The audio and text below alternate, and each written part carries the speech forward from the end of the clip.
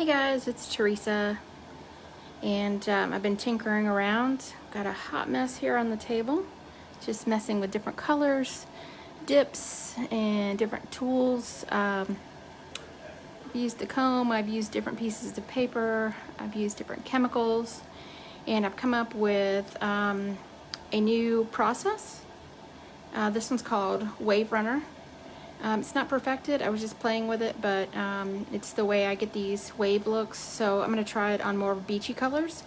Just trying to use the leftover colors that I have from my paint class days. I'm trying to use up some of those old paints because some of them have, dried paint particles and stuff. So I figured if I could use all of those on trying out new techniques, maybe I'd have something new to bring to the class when we start that back up. But anyways, this one's going to be Wave Runner, I think is what I'm going to call it. Let me turn it this way.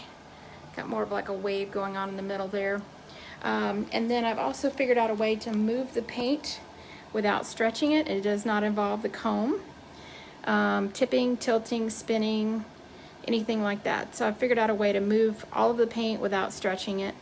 So anyways, that'll be in a new video coming up probably in the next 2 weeks, because I'm trying to get a few more of the old videos up on YouTube and then start with some new videos for you guys.